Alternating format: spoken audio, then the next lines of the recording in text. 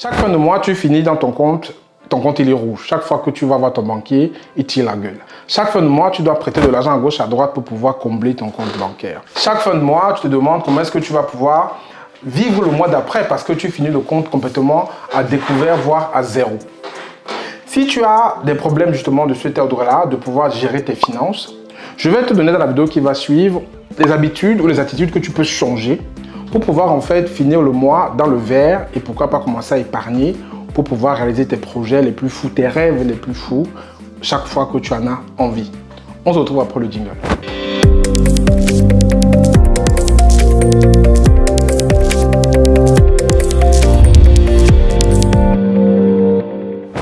Bonjour à toi, je suis Franck Ligné. Aujourd'hui, on va parler éducation financière, richesse personnelle, comment tu dois gérer tes finances. Je vais te donner quelques astuces en fait que tu vas pouvoir appliquer pour finir la fin du mois dans le vert et retrouver le sourire de ton banquier. D'accord. Mais avant ça, j'ai développé pour toi un petit test en fait que tu peux suivre gratuitement. C'est un test en 7 questions, ça va te prendre même pas 5 minutes où tu vas pouvoir définir quel est ton profil financier. Donc, c'est des questions qui vont être posées. Le lien pour pouvoir faire ce test-là, c'est très fun. En fait, ceux qui l'ont fait trouvent ça très drôle. Tu peux aussi y participer. Le lien pour le faire, c'est en dessous de la vidéo. Tu vas avoir des questions auxquelles tu vas devoir répondre. Et au-delà, à la fin de ces questions-là, tu vas pouvoir prendre un rendez-vous avec un membre de mon équipe qui va pouvoir justement te donner ton profil financier pour voir si tu es une diva, quelqu'un qui dépense mal son argent. En fait, il y a plusieurs profils qu'on va pouvoir t'expliquer. Donc, je t'invite donc à faire ce test-là si tu te demandes quel est ton profil financier et si tu as des difficultés à pouvoir gérer ton argent. Parce que tu sais que gérer l'argent, c'est la clé. Que tu sois entrepreneur, salarié ou même si tu es chercheur d'emploi, savoir gérer tes finances, c'est une clé pour pouvoir réussir. Maintenant qu'on a vu ce test-là que tu peux pouvoir faire rapidement, il est en dessous, il y a bien entendu les e-books qui sont toujours disponibles. Le e-book qui va t'expliquer si tu es de la diaspora, les étapes par lesquelles tu dois passer pour pouvoir préparer ta repatriation ou investir sur le continent africain. Il y a le e-book qui va te parler de 3 stratégies pour pouvoir créer ton idée de formation en même pas 15 minutes. C'est un e-book que j'ai écrit avec beaucoup de passion. Le troisième e-book que je vais t'offrir pour un nouvel e-book aussi, c'est comment tu peux t'organiser pour être plus productif et pour fuir la procrastination. Donc ces 4 cadeaux-là, le quiz que tu peux passer et les 3 autres e-books en dessous de la vidéo, c'est nouveau, c'est 2023, tu peux les télécharger, ils sont gratuits, ils sont pour toi.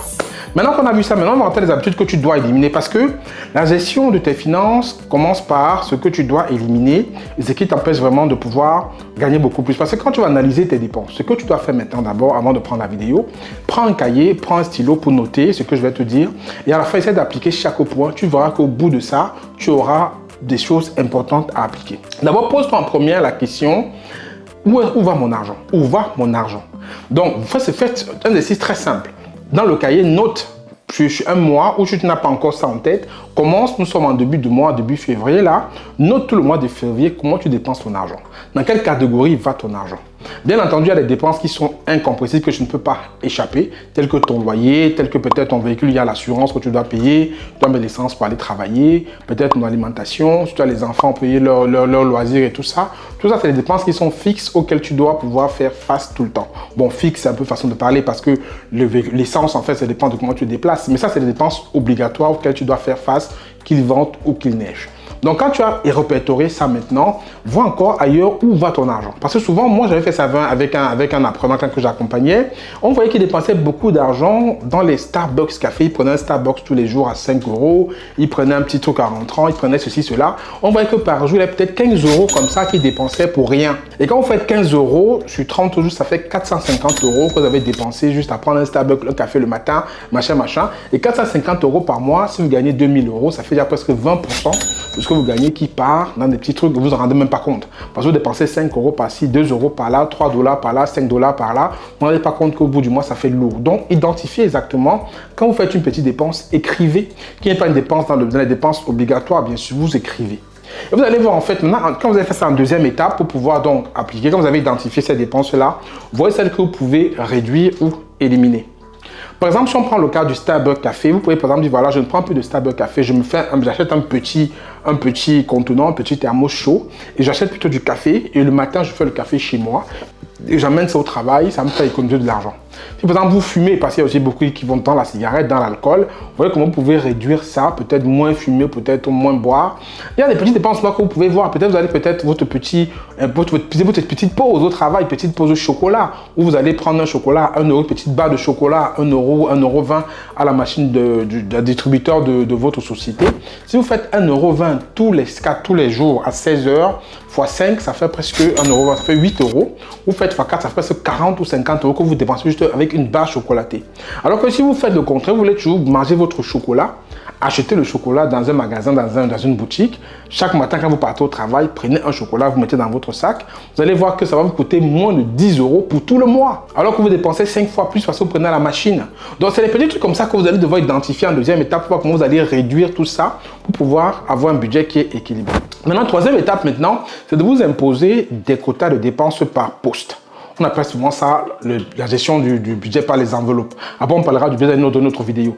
Mais essayez de voir exactement, vous allez peut-être vous donner des caps. Vous allez dire, voilà, peut-être pour l'alimentation de mon foyer, je ne dois pas dépasser 450 ou 500 euros. Vous vous tenez dessus, vous faites en sorte que vos courses que vous allez faire sur le mois rentrent dans ce budget-là. Je vous dis, vous êtes par rapport à mes loisirs, à mon cinéma, à tout ça, je ne dois pas dépenser plus de 250 euros. Faites en sorte que ça reste dans ce budget-là. Vous établissez des quotas de budget et vous essayez de rester dedans. Vous allez peut-être mettre aussi une partie pour épargner, pour pouvoir effectivement finir le mois avec des budgets qui sont maîtrisés et pour pouvoir ne pas dépasser ce budget-là. Quand vous voyez que le budget est dépassé, soit vous stoppez, c'est-à-dire vous dites, voilà, bon, si c'est l'alimentation pour la maison, c'est un peu compliqué, mais voyez pourquoi vous avez dépensé. Analysez ça que vous avez dépensé et d'ailleurs vous allez peut-être compenser avec d'autres enveloppes pour pouvoir atteindre, ou s'il y a moins, vous avez peut-être mis 250 euros pour pouvoir dépenser et vous avez dépensé moins, cet argent, gardez-le pour le mois d'après pour pouvoir donc justement faire les choses. Et en quatrième étape maintenant, essayez de voir comment vous pouvez, chaque fois que vous gagnez de l'argent, ça c'est une méthode de coaching très simple, et que vous souhaitez beaucoup, vous avez beaucoup de projets à réaliser, mettez 10% de côté pour vous. C'est une méthode qui est connue de tous en fait. Vous mettez 10%, vous payez en premier. Chaque fois que vous gagnez de l'argent, vous prenez 10% de cet argent, vous mettez de côté et vous vivez avec 90% de votre salaire ou de votre revenu. Vous allez voir que c'est très intéressant. Vous allez pouvoir vous adapter à ça de façon plutôt aisé, ça va être difficile au départ, mais voyez-vous bien, quand vous gagnez 2000 €, vous pouvez vivre avec 2000 €. Quand votre revenu augmente à 2005, vous pouvez vivre avec 2005. Chaque fois que ça augmente, vous pouvez vous adapter à l'augmentation. Essayez de vous adapter aussi à la réduction. Donc, quand vous gagnez 2000 €, prenez 200 €, vous mettez de côté et vous supposez que vous allez gagner que 1800 € ou 1800 $. Et vous vivez avec 1800 $ sur le mois. Les 200 $, vous avez mis de côté, vous permettront certainement de faire un projet plus tard. Sur 12 mois, ça fait 2400 $ ou 2400 €. Vous pouvez par exemple vous former avec une grosse formation qui va vous rapporter beaucoup d'argent plus tard. Vous pouvez investir dans un business. Vous pouvez faire beaucoup de choses avec 2400 €. Juste en épargnant 200 € chaque mois, vous ne les touchez pas. Donc dites-vous comment je peux vivre avec 1800 € par mois. Donc 200 € tout de suite qui entrent, vous les mettez de côté. Vous vivez avec le reste comme si vous n'avez qu'un salaire de 1800 €. Donc vous oubliez que vous avez 2000 € de salaire, 2000 $ de salaire, oubliez ça. Vous dites que j'ai 2000 € de salaire, 2000 €, 2000 $ et voilà, et j'enlève 200 €, il me reste 1800 €, je vis avec. Ça, c'est un truc que vous pouvez faire. Un dernier élément maintenant, c'est de savoir pourquoi vous voulez mettre l'argent de côté. Ça, c'est très important. Parce que si vous ne savez pas pourquoi vous voulez épargner, mettre de côté, vous allez continuer à vivre dans cette dépense folle et dans cette indiscipline financière. Il faut vous dire que voilà mon objectif que je veux faire avec l'argent que je vais mettre de côté, ça va vous discipliner. Dites-vous que bon voilà, je vais peut-être épargner 2000 €, 3000 €, 4000 € pour faire X ou Y projet. Vous verrez que de façon automatique, ça va vous discipliner et vous allez pouvoir être dans cette logique-là et épargner de côté. Donc voilà 5 astuces, 4 ou 5 astuces, je ne sais plus, que je vous donne aujourd'hui pour pouvoir retrouver un compte bancaire sain, pouvoir retrouver le sourire de votre banquier, pouvoir retrouver même la paix dans vos foyers, parce que souvent les dépenses financières créent des tensions dans les foyers. Donc mettez ça en pratique. J'espère que vous avez bien noté tout ça. Mettez ça en pratique. Faites le test que je vous ai dit en dessous de la vidéo pour voir effectivement quel est votre profil financier. Après, on va analyser ça avec mes équipes. C'est gratuit, tout ça, bien entendu. Et s'il faut vous accompagner, on mettra en place ce qu'il faut pour que vous puissiez reprendre le contrôle de vos finances. J'espère que la vidéo vous a plu. Mettez-moi en commentaire ce que vous avez pensé. Partagez, commentez, likez et surtout n'oubliez pas de vous abonner, mais ce n'est pas encore le cas parce que comme je vous ai dit cette année, on change pas mal de choses. J'espère vous accompagner et être plus proche de vous pour pouvoir vous mettre de réussir vos projets.